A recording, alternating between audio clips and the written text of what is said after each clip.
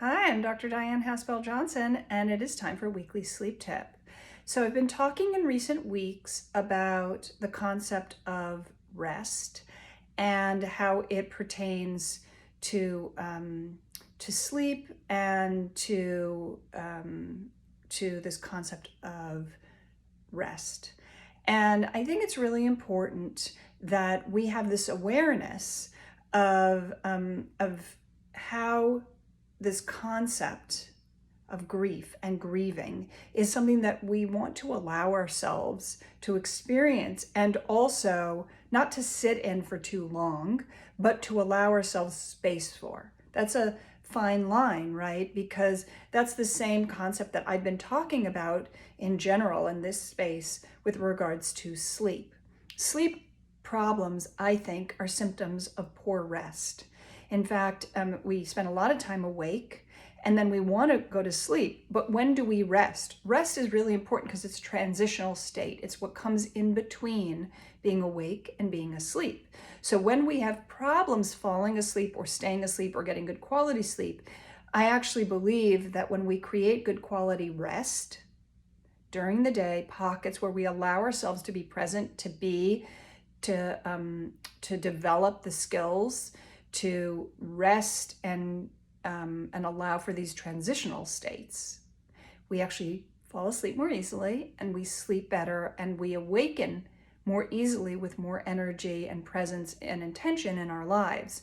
So that's one of the reasons why self-hypnosis is very, very helpful in processing and mastering transitional states, right? Because hypnosis and self-hypnosis are neither a fully awake conscious state nor a fully sleeping state. It's something that comes in between. And that's why I think it helps us to navigate things like insomnia, disrupted sleep in the night, which is actually a type of insomnia, and waking up and feeling alert.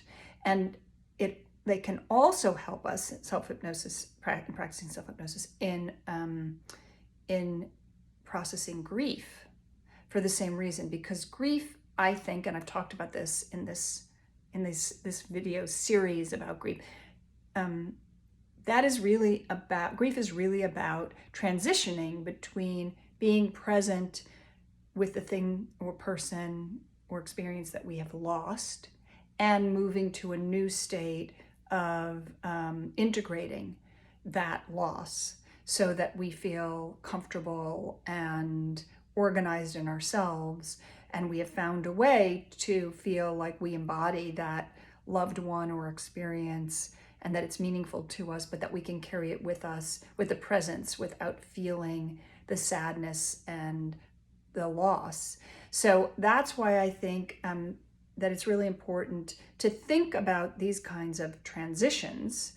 And what that also means is allowing ourselves the time and the space for resting and for processing, right? So how do we do that? Well, one of the things that's interesting to notice is about REM and non-REM states, right? Those are the stages of sleep. So in sleep, we go through cycles, and we have REM, which is rapid eye movement, which is where we dream and we're active and we're processing information, and non-REM, where we're deeply resting and sleeping, and we don't have that same active processing, right? It's non-rapid eye movement. So if you think about that model, right, there's also, you can think of the model of like, there's the inhale, taking in, resting, where we pause before we breathe out again, pausing again. So in all things, whether it's the waves of the ocean, whether it's the waxing and waning of the moon, whether it's the movement of the breath, whether it's the REM and non-REM sleep, there are these cycles where we are at times actively engaged in processing, and there are other times where we are just still and quiet or resting. And both of those things are really necessary. They're necessary for health and wellness. They're also necessary for the process of grief. So maybe just keeping that in mind and allowing yourself that space to experience both things.